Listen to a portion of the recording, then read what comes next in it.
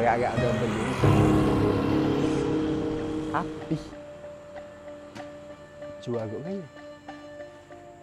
Aku tak boleh buat gini. Kalau dia pita aku kan, tidak tahukah aku orang lama sini. Aku ramai follower. Orang beli pun ramai aku. Tak kena gini. Aku nak buat sedih kalau gini. Pi. Zang, jual agak mu. Jual agak cek-cek Zang. Tapi slow gitu lah. Kenapa dah aku? Apa? Aku bukan lama dah, Pi. 2 tahun dah. Itu lah. Tengok 3. Ni, cara mu ni dah ni. Susun apa gini Mana kau tahu mu jual benda? Cuma buka kau tengok. Tu macam aku buat tu. Kalau mu nak berjaya ikut cara aku, Pi. Ni kalau mu buat gini aku tabik lah. Tak akan berjaya. Itu je aku nak khabar mu. Mana tadi?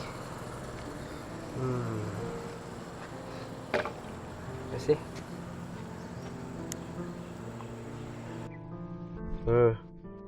Zang.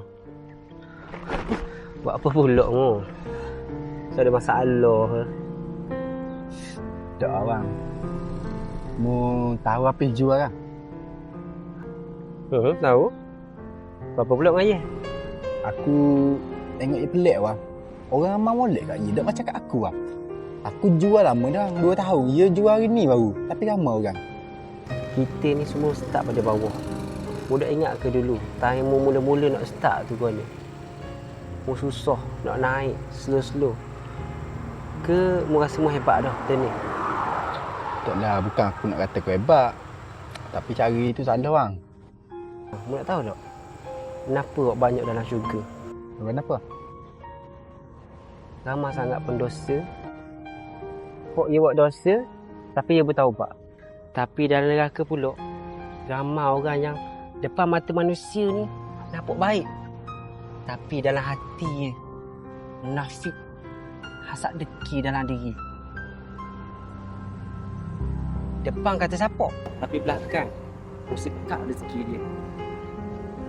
Rezeki tu Allah dah takkan belaka dah, Jang. Lu tak bimbang lah, Jang.